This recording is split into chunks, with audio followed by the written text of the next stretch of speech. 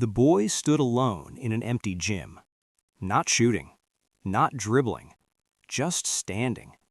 His hands were shaking, because tomorrow, every coach in America would tell him the same thing they've been telling him his whole life. You're too small. You're too weak. You're not built for this game. And by tomorrow night, his dream might be over. Not because he wasn't good, but because nobody believed he could be. They would never know that this quiet, skinny kid was already changing basketball forever. They just didn't know it yet. This is the untold rise of Stephen Curry. Stephen Curry was born on March 14, 1988 in Akron, Ohio. But his life would be lived in someone else's shadow. His father was Del Curry, one of the greatest shooters in NBA history, a man whose name echoed through NBA arenas, a man who seemed larger than life. Steph was not. He was small, skinny, quiet, soft-spoken. In NBA locker rooms, he was known as Del's Kid, not as an athlete, but as a mascot. He chased balls, he sat under benches, he watched giants move through tunnels like superheroes. But nobody looked at him and thought, future star. They thought, cute kid. Steph loved basketball more than anything. But his body betrayed him. He was short, he had narrow shoulders, he couldn't bench press much, he couldn't dunk, he couldn't overpower anyone. Every coach saw the same thing. He can shoot, but he won't survive. In high school he dominated, but college recruiters didn't care. He wasn't 6'7", he wasn't explosive, he wasn't built like a prototype. So letters didn't come, phone calls didn't come, offers didn't come. Big schools passed, one by one. Duke passed, North Carolina passed, Virginia passed, NC State passed, Wake Forest passed. Not because he wasn't good, but because he wasn't big enough to be worth the risk. Only one school believed. Not a powerhouse, not a giant. A small private college in North Carolina called Davidson. Tiny gym, small budget, almost no national attention. They didn't recruit Steph as a star. They recruited him as a maybe. But Steph treated that maybe like destiny. He trained obsessively, shot thousands of jumpers, rebuilt his mechanics, strengthened his core, learned how to create space when he couldn't create power. He became smarter instead of stronger, faster instead of bigger, deadlier instead of louder. March 2008, NCAA Tournament. Nobody expected Davidson to survive the first round. They expected Steph Curry to disappear. Instead, he erupted. 40 points, logo threes, double teams destroyed, defenders frozen, crowds silent. Davidson beat Gonzaga, then Georgetown, then Wisconsin. Each game more shocking than the last. Each game louder. Each game turning Steph Curry from unknown into unstoppable. Cameras followed him. Commentators scrambled to explain him. Fans started whispering, "Is this kid real?" Even after dominating March Madness, NBA scouts were still unsure. They said, "He's too small. He's not athletic. He won't survive NBA defense. He can't create his own shot." They compared him to role players, backup guards, bench shooters. No one said, franchise player. No one said, future legend. Steph didn't argue. He just kept working. June 25, 2009, NBA Draft Night. Steph sat in the crowd, waiting, pick after pick, names called. None were his. He smiled, but inside his heart was racing. Was history repeating itself? Was he about to be passed over again? Then, pick number 7, Golden State Warriors, Stephen Curry.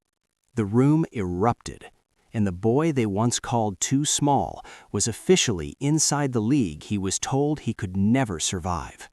But what nobody in that room knew was that basketball was about to change forever, and it started with the kid they almost ignored. When Stephen Curry entered the NBA, nobody was afraid. He wasn't drafted as a savior. He wasn't announced as a franchise cornerstone. He wasn't labeled the future.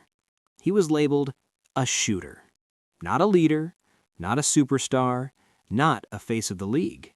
Just a shooter. And shooters were replaceable. Then came the injuries. Ankles. Again, and again, and again. He would explode in one game, then disappear for weeks. Doctors said his ankles were fragile. Executives whispered, career risk. Some inside Golden State wanted to trade him. They saw a ticking clock, a talent that might never last. And Steph heard it all. He didn't panic. He rebuilt himself from the ground up, changed his running form, changed his landing, strengthened his legs, trained his balance, studied biomechanics. He didn't just heal, he reinvented his body. Madison Square Garden, the most famous arena in basketball. Steph Curry dropped 54 points, 13 three-pointers. The crowd, New York's crowd, stood up for him. Not LeBron, not Kobe, Steph Curry. That night, the league felt something shift. It didn't know what it was yet, but it felt it. Then came Steve Kerr. Then came a new philosophy. Not power, not post-ups, not isolation.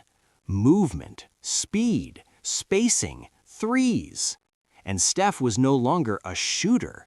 He was the engine. The Warriors became chaos and motion. Defenders didn't know where to stand. Big men were pulled into open space. Traditional basketball couldn't keep up. Steph wasn't just playing basketball, he was rewriting it. 2015, first championship, first MVP.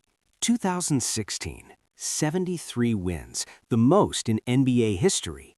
Steph becomes the first unanimous MVP ever. No one had ever done that.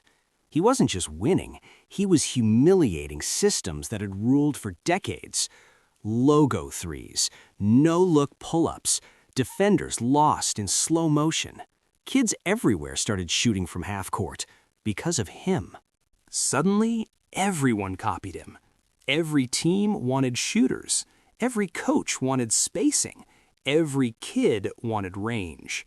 The NBA stretched. Sinners had to learn to shoot. Defenders had to learn to run.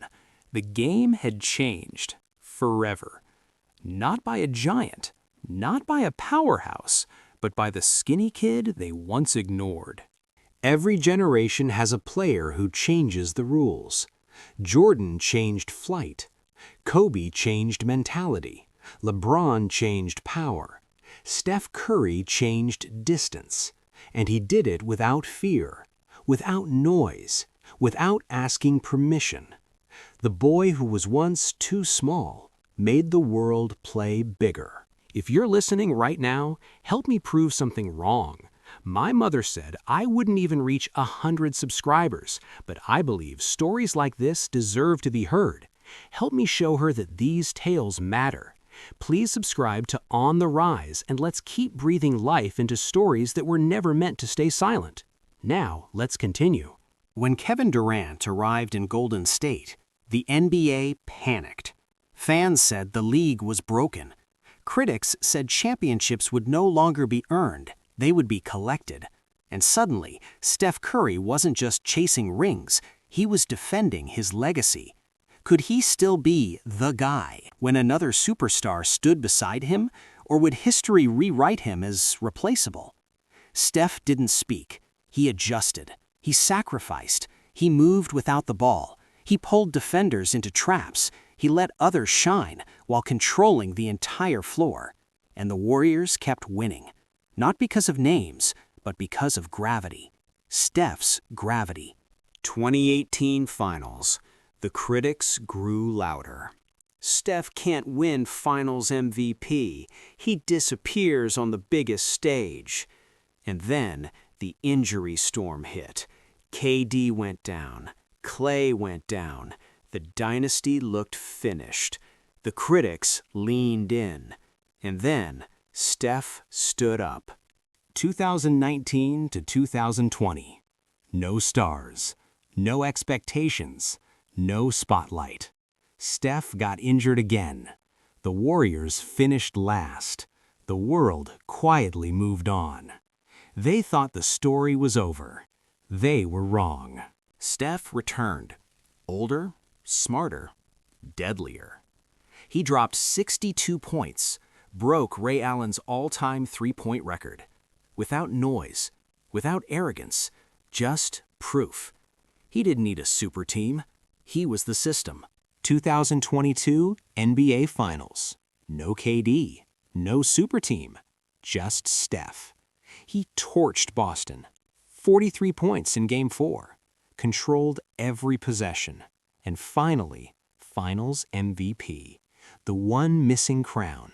The debate ended, not with words, with dominance.